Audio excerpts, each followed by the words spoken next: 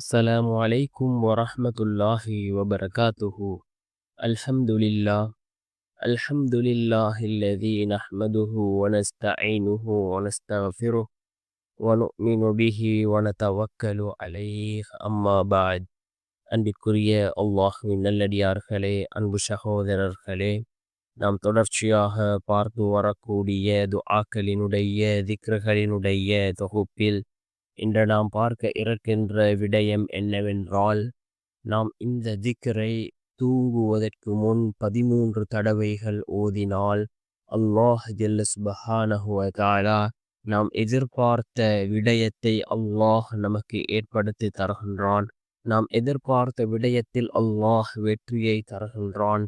நம்முடைய வாழ்க்கையில் எல்லா விடயத்திலும் அல்லாஹ் வெற்றியை ஏற்படுத்தி தருகின்றான். நல்ல செய்திகளை அல்லாஹ் நம்மிடம் கொண்டு வந்து சேர்ப்பான். அந்த அளவுக்கு சிறந்த அற்புதமான ஒரு துஆவை தான் நாம் இன்றைய வீடியோவில் பார்க்க இருக்கின்றோம். அன்பார்ந்தவர்களே, அல்லாஹ்வின் நல்லடியார்களே, அதிகமானோர் நம்முடைய சேனலை சப்ஸ்கிரைப் செய்யாமல் பார்த்து கொண்டிருக்கின்றீர்கள். நீங்கள் சப்ஸ்கிரைப் செய்து லைக் இடுவதன் மூலமாக நமது சேனலில் உள்ள வீடியோக்கள் இன்னும் பல சகோதரர்களுக்கு கொண்டு போய் சேர்க்கப்படும். அவர்கள் அதனை பார்த்து பயனடைந்தால் அதற்குரிய கூலியை அல்லாஹ் உங்களுக்கும் வழங்குவான். அன்பார்ந்தவர்களே, அல்லாஹ்வின் நல்லடியார்களே, அல்லாஹ் ஜல்ல சுப்ஹானஹு வ தஆலாவுக்கு அழகிய 99 திருநாமங்கள் இருக்கின்றது. இந்த திருநாமங்களை கொண்டு நாம் அல்லாஹ்விடம் உதவி தேடினால் நிச்சயமாக அல்லாஹ் நமக்கு உதவி செய்வான். இந்த திருநாமங்கள் ஒவ்வொன்றும் அல்லாஹ்வினுடைய தன்மைகளை கூறக்கூடியதாக இருக்கின்றது. அல்லாஹ்வினுடைய வல்லமைகளை, அல்லாஹ்வினுடைய சக்திகளை கூறக்கூடியதாக இந்த ஒவ்வொரு திருநாமங்களும் இருக்கின்றது.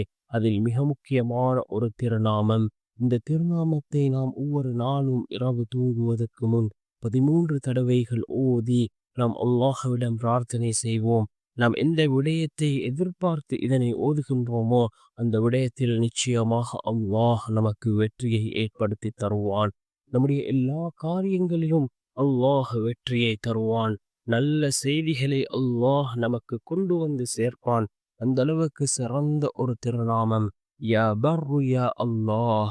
யா பர்ரு யா அல்லாஹ் என்ற இந்த திருநாமத்தை நாம் அதிகமாக ஓதி அல்லாஹ்விடம் பிரார்த்தனை செய்வோம். நாம் எதிர்பார்த்த அந்த விடயத்திலே அல்லாஹ் நமக்கு வெற்றியை தருவான்.